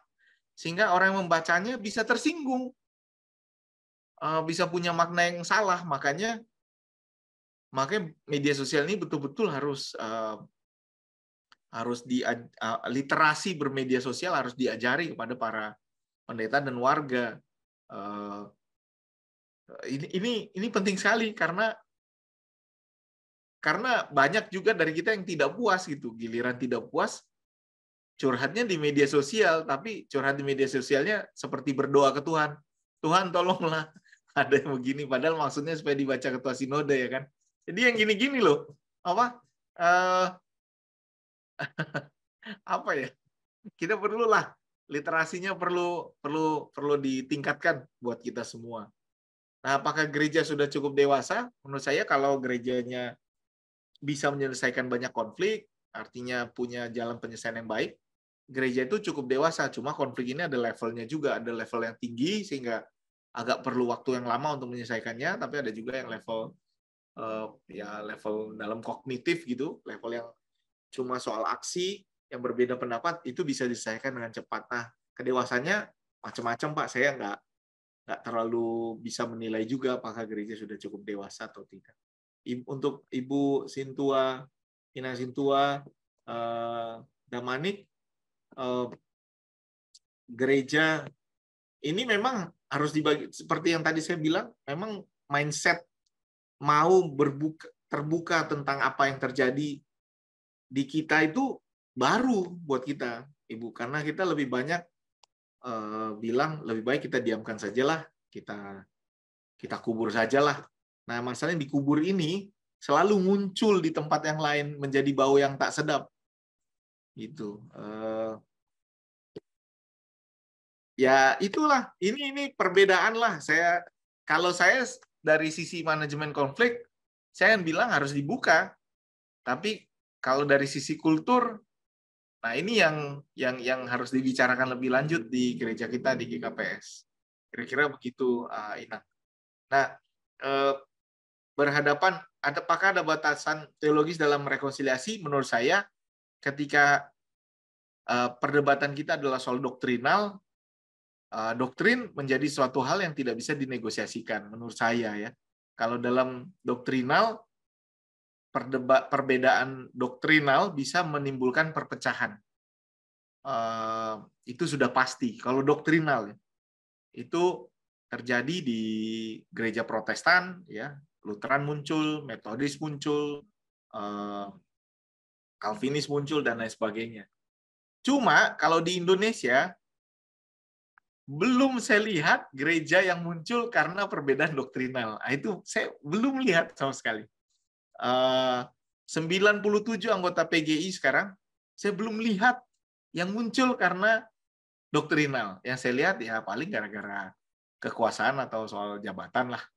Biasanya begitu, atau soal uang. Sebentar. Bagaimana gereja menyeimbangkan kebutuhan untuk mengingat dengan panggilan mengampuni? Ya ini dia. Menyeimbangkannya bisa dilakukan dengan seruan untuk mengingat, bahwa mengingat itu bukan untuk kembali menyalahkan ulang orang-orang yang pernah bersalah, tapi justru untuk menyelesaikan masalah tersebut, terutama untuk masalah-masalah yang belum selesai. Dalam tema ini, mungkin nanti saran saya adalah meneruskannya dengan membaca buku atau artikel saya, bahwa dalam gereja ada ritual yang bisa menyelesaikan, yang membantu kita menyelesaikan ingatan ini, yaitu dalam perjamuan kudus.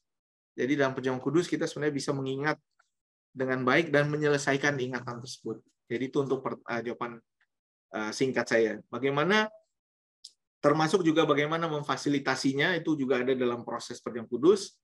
Tetapi bagian D, bagian delta, perbedaan interpretasi atas ingatan kolektif tanpa menciptakan perpecahan baru.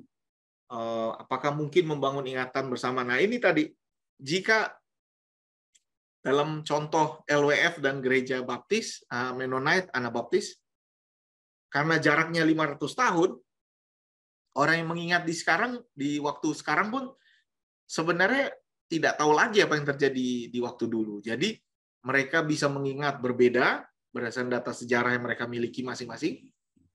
Lalu mereka bisa sepakat untuk punya ingatan yang berbeda. Menurut saya ada jarak waktu yang membuat ini bisa terjadi.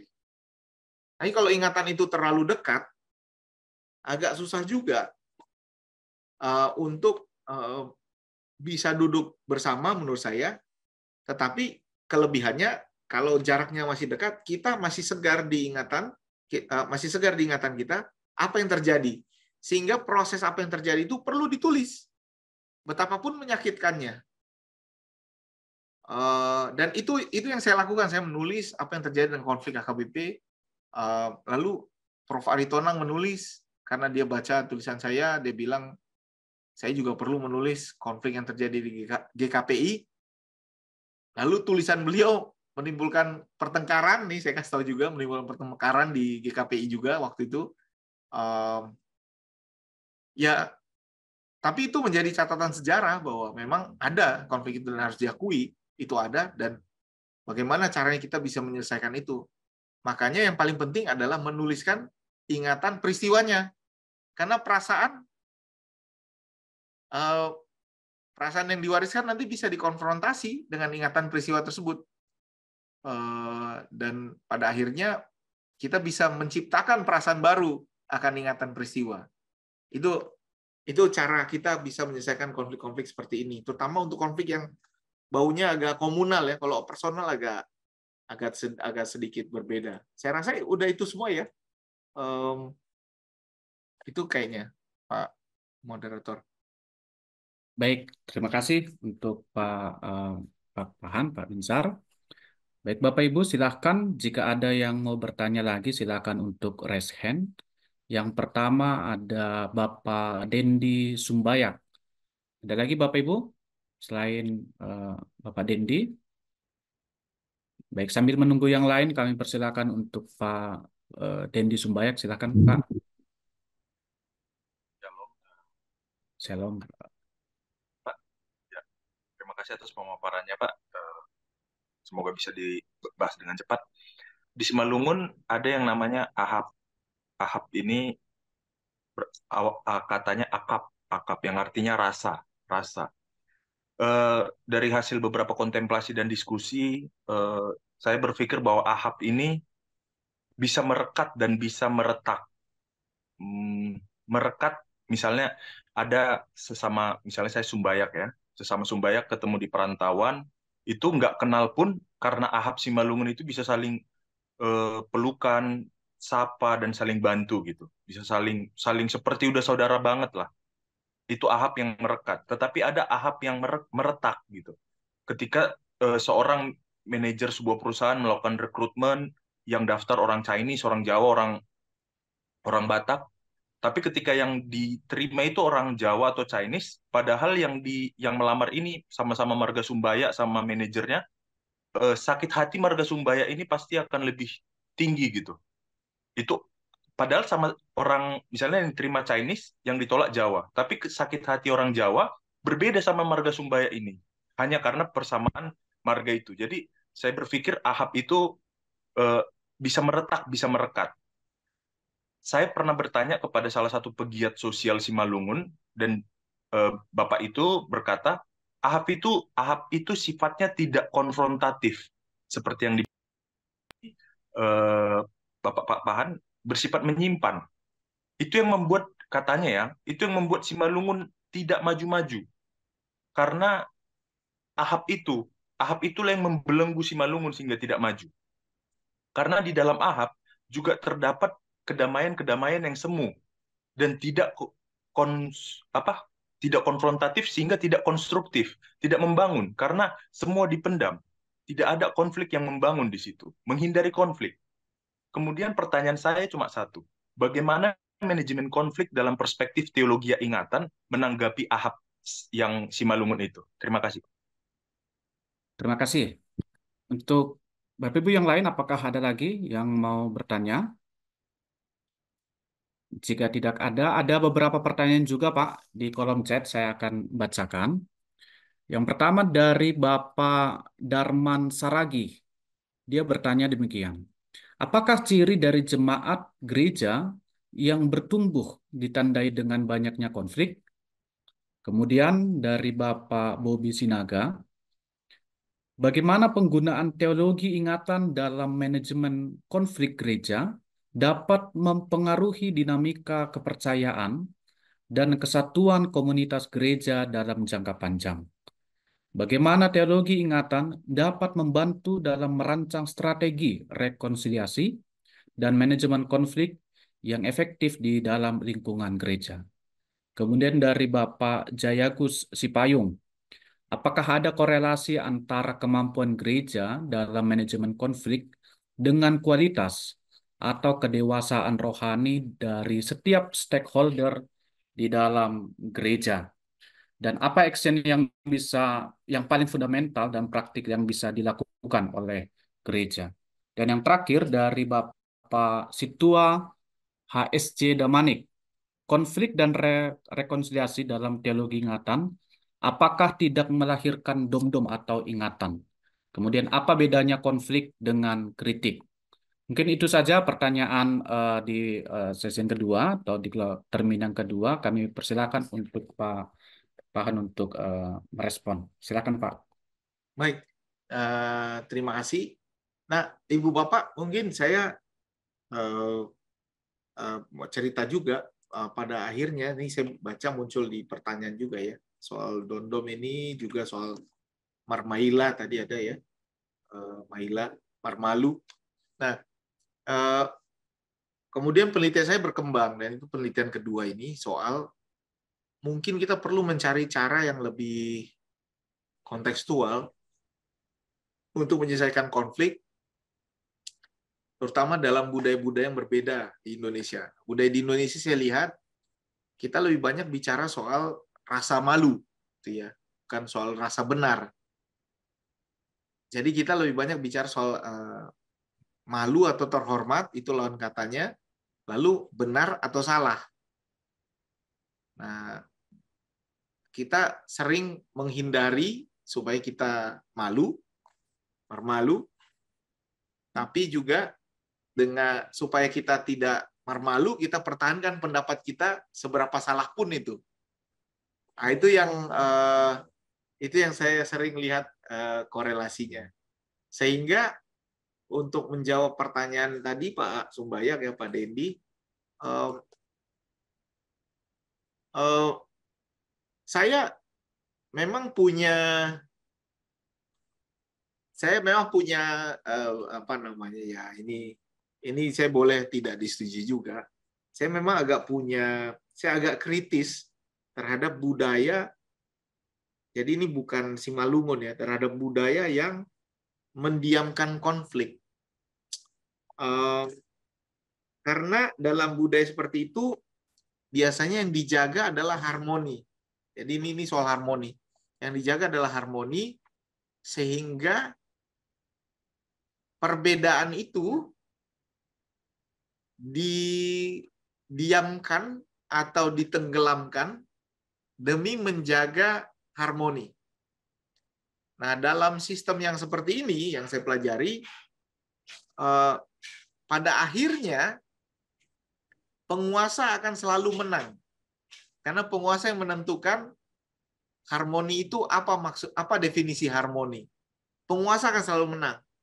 Atau dalam bahasa teorinya, mereka yang punya kuasa akan selalu punya kepentingan untuk menjaga harmoni. Sementara mereka yang tidak punya kuasa, mereka lah yang akan menjadi korban atau orang-orang yang disuruh untuk menahan perasaannya supaya tidak memecah harmoni. Nah, dalam hal ini, menurut saya lebih baik masalah itu dibicarakan. Terutama membicarakan masalah itu adalah memberi ruang kepada orang yang selama ini disuruh diam karena tidak punya kuasa.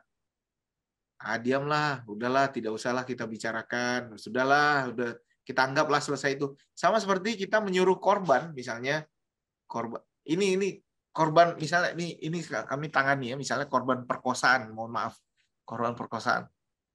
Kita sebenarnya tidak boleh langsung bilang ke dia, sudahlah, ampuni saja, lupakan. Karena itu buat dia adalah pengalaman yang sangat traumatis. Kita tidak bisa katakan pada dia, lupakan. Kita lebih sering bilang kepada korban, sudahlah, lupakan. Bukan kepada pelaku, sudahlah, minta ampun. Kamu minta ampun. Saya selesaikan masalahmu. Jadi kita lebih sering menuntut korban untuk melupakan. Nah, dalam budaya seperti ini, budaya harmoni ini, yang sering disuruh menjaga perasaannya adalah mereka yang tidak punya kuasa. Nah, ini yang sebenarnya perlu diperhatikan dalam relasi budaya. Sehingga Ahab yang tadi dikatakan, Ahab ini, Pak Dendi, kalau sudah banyak kelompoknya pecah juga, Pak Dendi. Jadi Sumbayak. Nah, nanti nanya ya, kamu Sumbayak mana? Langsung pecah. Beda grup WA, langsung pecah grup WA-nya.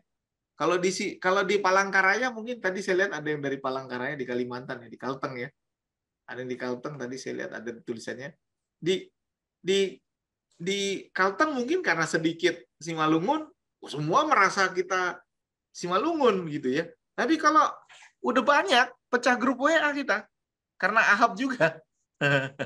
Jadi ini perlu jadi perhatian buat kita. Buat Bapak Inang. Karena pada akhirnya ini soal manusia, bukan cuma soal budaya aja, ini soal manusia sebenarnya.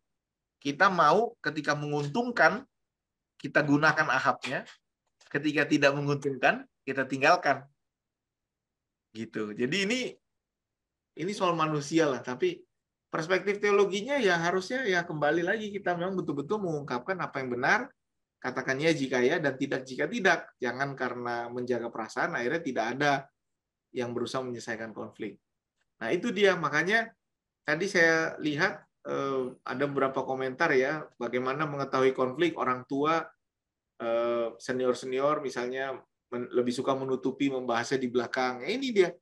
Pada akhirnya terjadilah narasi-narasi tandingan yang akhirnya tidak membawa kekayaan dalam diskusi, tapi hanya membicarakan di belakang. Karena cerita utamanya nanti, atau ingatan utamanya, ditentukan oleh penguasa.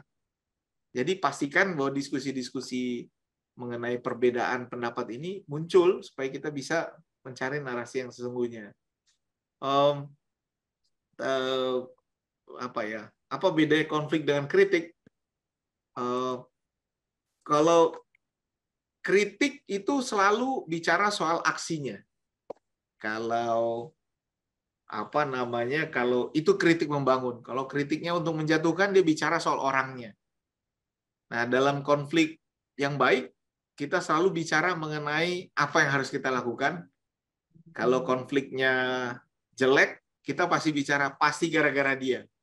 Jadi orangnya langsung kita bilang yang salah, atau sifatnya, atau kelakuannya. Jadi bukan aksi itu yang kita bicarakan, tapi kita bicarakan tentang tabiat dan karakter. Nah ini yang perlu kita coba pelajari dalam organisasi. Aku khususnya bicara dalam organisasi gereja GKPS. Setiap masalah, dan setiap gereja kita punya masalah, kecil atau berat, usahakanlah untuk bisa diselesaikan dengan baik. Ketika konfliknya hanya beda pendapat, itu lebih baik diselesaikan dengan cepat, dibicarakan, diselesaikan. Kalau konfliknya agak mendasar, dibicarakan mengenai apa yang sesungguhnya terjadi. Nah, ini adalah saran saya yang mungkin bisa ditolak karena perbedaan budaya, tapi saran saya adalah bicarakanlah perbedaan pendapat kita, jangan didiamkan, Bapak Inang, karena kalau didiamkan, kita tidak bertambah pengetahuan. Jadi ketika ada orang yang berbeda dengan saya justru mau mendengarnya. Dan ini juga saya bicara kepada para pemimpin di gereja atau di distrik atau di tingkat pusat gitu misalnya, tingkat sinode. Usahakan juga untuk mendengar orang yang berbeda, karena dengan perbedaan pendapat, konflik karena ada perbedaan pendapat itu konflik. Kita justru jadi lebih kaya karena kita mendengar perspektif yang berbeda. Dan saya cukup sering mendengar orang yang kasih masukan tentang A, B, C gitu, dan itu buat saya adalah suatu hal yang positif. Nah, beda generasi ini juga kadang-kadang membuat ada yang tersinggung ketika disampaikan perbedaan pendapat, dia jadi tersinggung. Nah, ini yang membuat konflik kita banyak sangat kultural menurut saya. Konflik kita tuh banyak berhubungan juga dengan kultur kita. Nah, apakah kita harus mengubah kultur kita? Menurut saya tidak juga. Ya, kita cari juga cara dalam kultur kita untuk menyelesaikan konflik tersebut. Dan itu mungkin lebih baik daripada kita ciptakan budaya baru. Mungkin salah satu tips dari saya adalah buatlah dari sinode, buatlah petunjuk penyelesaian konflik dan pelatihan. Karena hal-hal seperti ini tidak natural, Bapak Inang. Ini perlu dilatih. Ini tidak natural. Karena natural kita cuma dua kalau bertengkar, fight or flight. Berantem atau kabur. Nah, teologi ingatan adalah ruang ketiga membicarakannya. Bukan fight, bukan flight, tapi reflect. Nah, ini ruang ketiga agak berbeda dengan hantam atau lari. Nah, hantam atau lari adalah natur, bicarakan harus dilatih. Gitu kira-kira Bapak Inang dari saya. Terima kasih banyak di atas itu, Pak.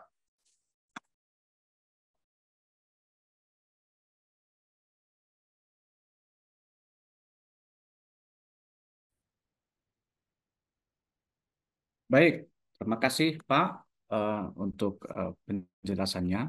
Bapak Ibu, kita masih punya waktu sekitar 25 menit lagi hingga 21.30. Dan mungkin kita akan masuk ke termin yang terakhir, termin yang ketiga. Silakan jika ada yang ingin bertanya, boleh langsung raise hand supaya Pak Binsar bisa langsung menjawabnya. Adakah Bapak Ibu yang mau bertanya lagi secara langsung?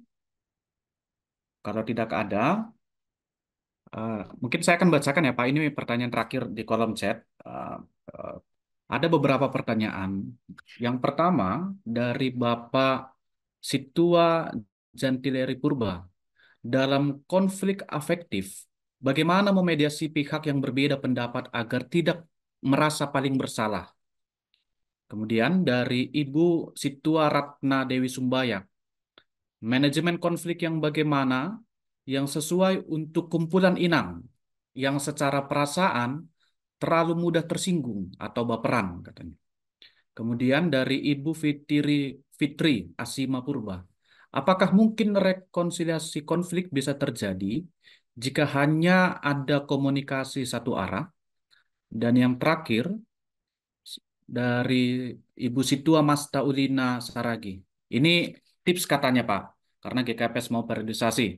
Bagaimana menjalankan periodisasi tanpa meninggalkan konflik? Tahun 2025, GKPS akan menjalankan periodisasi, Mungkin itu pertanyaan yang ada di kolom chat. Dan itu adalah pertanyaan terakhir untuk sesi kita hari ini, sesi yang ketiga. Kami serahkan untuk Pak Binsar untuk merespon. Baik, terima kasih. Manajemen untuk, nah ini juga menjadi perbedaan cara kita menghadapi konflik, Bapak Inang. Ada orang yang lebih fokus kepada peristiwa, jadi dia menangani setiap ada konflik, dia menangani peristiwa atau aksinya. Ada juga orang yang sangat perhatian terhadap perasaannya. Nah, saya sendiri punya kelemahan, Bapak Inang. Kelemahan saya adalah kalau ada masalah gitu ya, kalau ada misalnya ada isu, bukan konflik sih, ada isu, ada tantangan gitu yang bisa menimbulkan konflik atau karena konflik tantangan ini, saya lebih banyak langsung berpikir soal apa needs-nya. Ini teorinya Bapak Inang. Jadi dalam konflik itu selalu ada dua yang kita perdebatkan. Needs, kebutuhan, dan want, keinginan.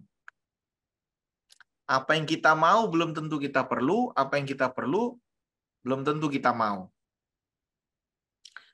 Nah, dalam bahasa mau dan perlu ini, kadang-kadang pihak yang berkonflik tidak tahu apa yang mereka mau atau apa yang mereka perlu. Sehingga tiap pihak perlu dilatih untuk mengenali apa kebutuhannya dan apa kemauannya. Saya kasih contoh bukan dalam konflik kelompok, tapi dalam rumah tangga misalnya, Bapak Inang. Dalam rumah tangga,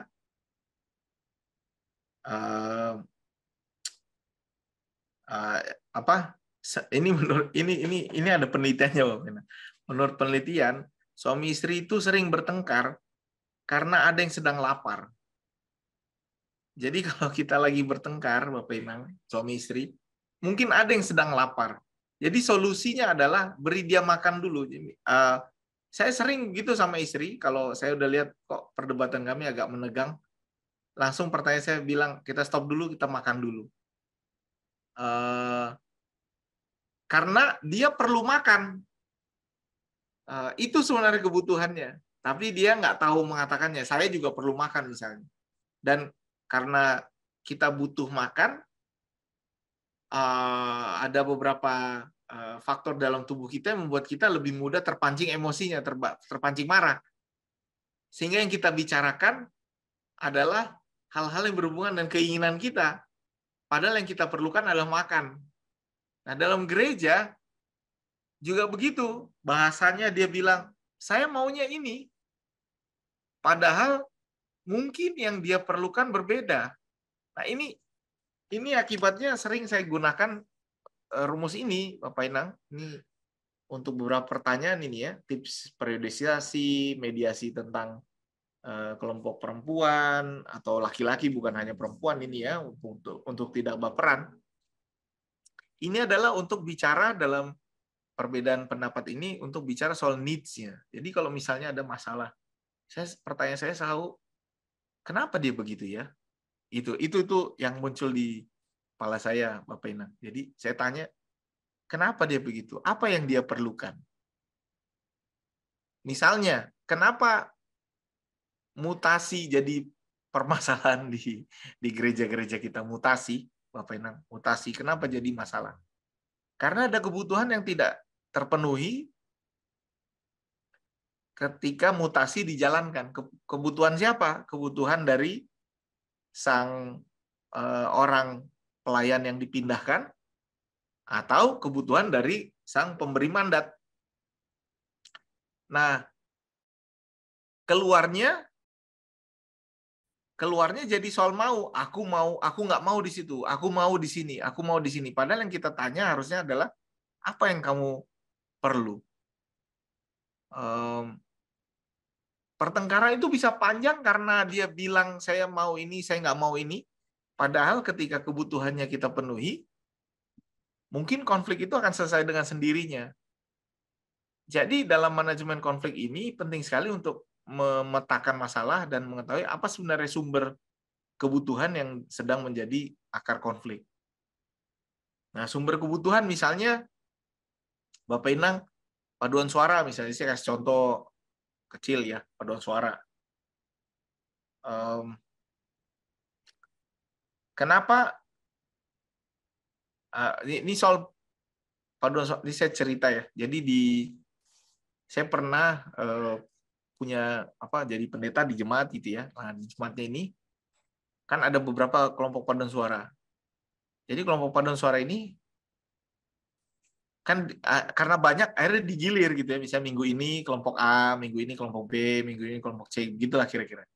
Nah, misalnya minggu ini kelompok A, minggu depan kelompok B, tapi kelompok B-nya tidak bisa gitu ya, karena ada alasan lain tidak bisa melayani.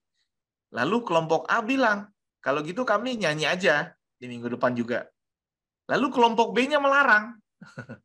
Kelompok B-nya melarang. Nggak boleh mereka nyanyi. Loh, kenapa? Karena ini giliran kami, kata dia. Loh, tapi kan kalian nggak nyanyi.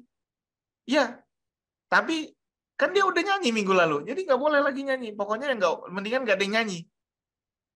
Gitu kan, Bapak Enang? Jadi itu jadi konflik-konflik seperti ini lucu juga. Kalau saya sih sering lihatnya lucu.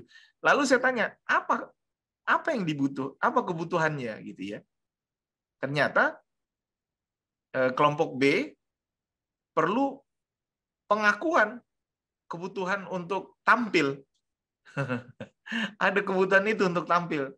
Dan dia tidak mau kalau dia tidak ada, jadi kelompok A yang dianggap lebih berhasil dari mereka. Jadi kebutuhannya adalah tidak boleh ada yang lebih menonjol. Itu ya lucu juga, itu kebutuhannya, tidak boleh ada yang lebih menonjol. Lalu saya bilang begini, kalau begitu biarkanlah kelompok B nyanyi sekarang minggu ini, minggu depan harusnya giliran kelompok yang lain ya kalian nyanyi aja. Yang tidak nyanyi minggu ini kita tukar aja jadwalnya. Jadi kalian tetap hadir 2 kali, ini 2 kali. Jadi gitu. Jadi ada faktor pengakuan, bukan soal menyanyi. Jadi kita harus cari kebutuhannya apa. Misalnya pendeta dimutasi, kenapa jadi ribut? Mungkin dia punya kebutuhan, misalnya anaknya sekolah, atau dia punya talenta yang dia rasa tidak bisa dia salurkan di tempat lain, dia merasa lebih bisa di tempat yang lain. Nah, itu yang harus didiskusikan, kebutuhan-kebutuhan seperti ini. Idealnya, gereja punya sistem dan kategori tentang gereja dan pelayan. Jadi ini Bapak Inang, saya nggak tahu nih bisa diterima atau enggak. Karena di AKBP coba dibicarakan, tapi nggak jalan juga. Belum jalan. Jadi kan harusnya gereja itu ada kategori. Kategori A, kebutuhannya, spesifikasinya pendeta begini, begini, begini, begini, jemaatnya begini, begini.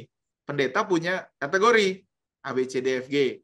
Ini bisa begini, ini bisa begini. Jadi kalau gereja kategori A, carilah pendeta yang ada di kategori A supaya klop. Kalau ada jemaat B, carilah pendeta yang ada di kategori B. Misalnya kategori seperti apa? Misalnya kategorinya dia bisa berhadapan dengan agama lain, misalnya. Kan kalau yang bisa berhadapan dengan agama lain ini, kalau ada orang yang tidak bisa berhadapan dengan agama lain, dikirim ke Bekasi, gerejanya lagi di demo, karena tidak ada izin, itu bisa menimbulkan pertengkaran, Bapak Enang. Atau misalnya dia, spesifikasi pendeta ini adalah untuk, dia sangat baik dalam hal pertanian. Baik sekali dia. Mungkin dia penyuluh, dikirim ke kota, jemaat industri, nggak kena. Pasti nggak kena. Cerita khotbahnya aja, sudah nggak nyambung lagi.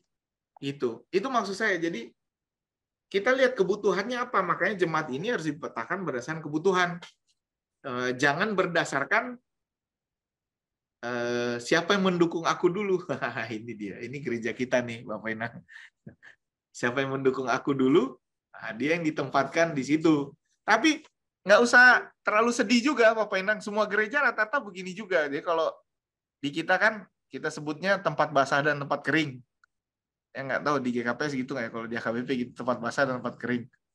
Kalau di timur, ya di Indonesia Timur, dia sebutnya tempat mata air dan tempat air mata. Gitu. Jadi sama aja. Sama aja. Nah ini, model-model seperti ini tentu harus kita bisa minimalisir, di mana gesekan-gesekan kebutuhan ini bisa kita kurangi.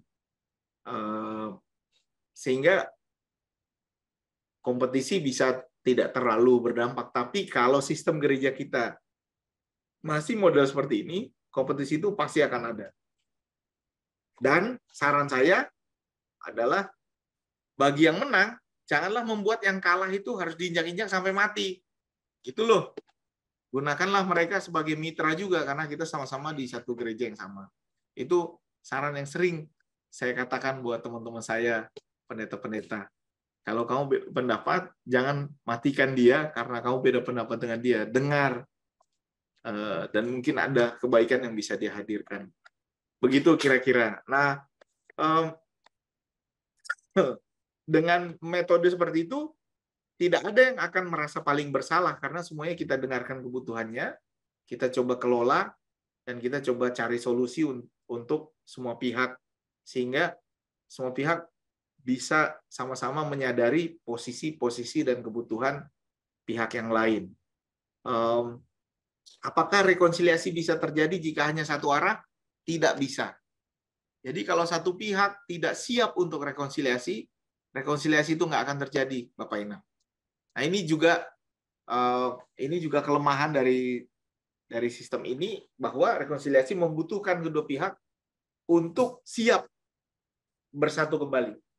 Kalau hanya satu pihak yang mendorong, pihak lain tidak setuju, rekonsiliasi tidak akan terjadi. Begitu kira-kira dari saya. Periodisasi tidak meninggalkan konflik, ya sama gereja kita semua ya. Gimana caranya ya tidak meninggalkan konflik ya? Ini tapi ini tentu diterima juga. Jadi tips saya untuk tidak meninggalkan konflik adalah supaya tidak banyak yang mau jadi Eporus.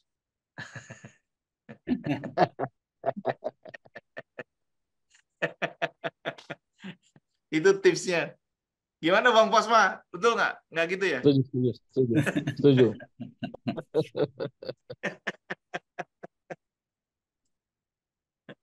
Itu kira-kira. Terima kasih Pak Pran.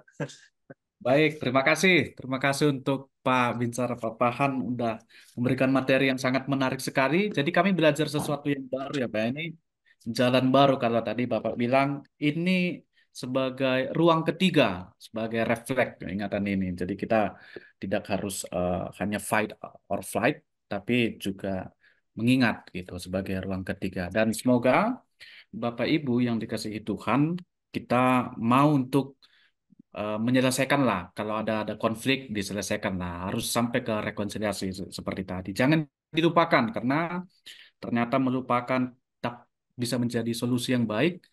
Tapi Allah juga tadi dikatakan bahwa melupakan bukan dalam arti tidak mengingat, tapi tidak menghukum, gitu Pak ya. Tadi yang diterangkan oleh Pak Binsar. Terima kasih untuk materinya Pak. Dan materi ini Bapak Ibu akan kami bagikan kepada grup kita GKPS Marguru. Kami akan bagikan dan bisa dibaca-baca kembali di eh, dibaca-baca kembali sesudah ini, dan semoga ini menjadi manfaat yang baik bagi kita semua untuk hidup bergereja, yang mana bagaikan gereja, kalau Pak Joas bilang gereja itu rapuh katanya. Jadi semoga ini sangat berguna sekali bagi kita. Terima kasih sekali lagi, dan selanjutnya kami serahkan kepada Bapak Pendeta Posma Purba untuk bagian akhir dan untuk pemilihan. Ada nanti yang dapat buku gratis. Silakan Pak Pendeta Posma. Terima kasih untuk Pak Pendeta Binsar. Jadi Pak Pendeta Binsar ini besar di konflik ya, karena ayahnya Pak Mokhtar Pak Pahan juga kerap berhadapan dengan konflik ya. Jadi saya mengenal Pak Binsar ini dengan baik. Terima kasih untuk pelayanannya malam ini. Nah, untuk memberikan kata sambutan terima kasih, kami serahkan ke Pak Rulian saja ya. Silakan Pak Rulian. Terima kasih Bapak Profesor Pak Pahan, luar biasa. Bapak Ibu, saya catatannya cukup panjang dan banyak, dan walaupun saya udah banyak baca buku, tapi paparan ini masih sangat baru bagi saya. Ini luar biasa ya, dikontekskan juga tadi dengan contoh-contoh Namburu ya, ingatan akan Namburu itu musuh kita itu. Terima kasih Bapak Ibu, pasti sangat melelahkan, dan juga Bapak Profesor, saya tahu hari ini ada meeting, mengajar, dan banyak kegiatan, dan dari wajahnya nampak lelah sekali sebenarnya Abang ini. Terima kasih Abang sudah mengajar kami. Terima kasih untuk semua para guru GKPS. Tuhan memberkati. Terima kasih, saya kembalikan kepada Pak Moderator. Atau boleh langsung saya tutup doa? Atau Boleh, apa boleh. dulu? Kemudian buku dulu ya? Buku dulu, buku mungkin akan di apa? Kita pilih pemenang dulu Pak ya. Baru Ya, foto serahkan bersama ya. pada Bang Wadi lah. Ya. Izin.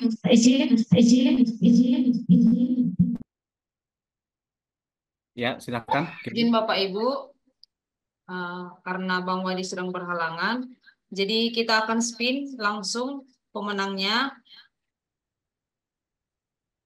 Boleh ditampilkan? Boleh, bentar ya Bang. Ya.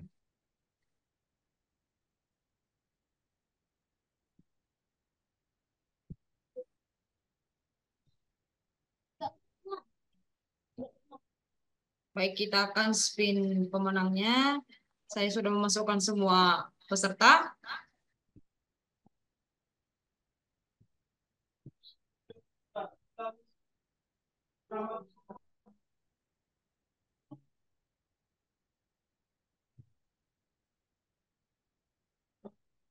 Pemenangnya adalah Bapak Herman Bakti Manulang.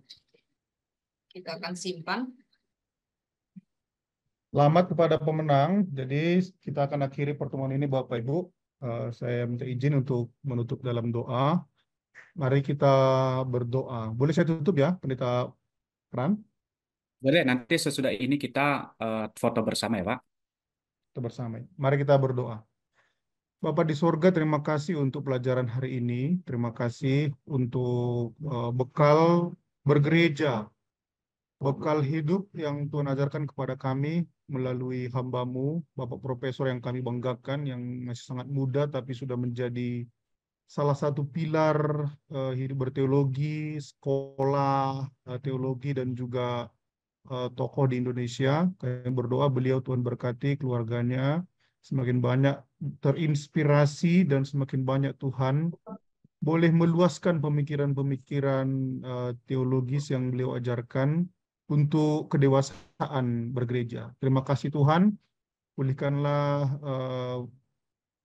kesehatan dalam kelelahan beliau, agar dalam istirahat malam hari ini kekuatannya dipulihkan dan besok boleh beraktivitas kembali untuk kerajaan Allah. Juga untuk seluruh peserta Merguru, Tuhan memberkati dimanapun berada, dan istirahat kami malam hari ini kami serahkan dalam tangan pengasihan-Mu. Terima kasih Tuhan, dalam Kristus Yesus kami sudah berdoa. Amin. Silakan Cindy untuk Mari kita semua untuk membuka kamera.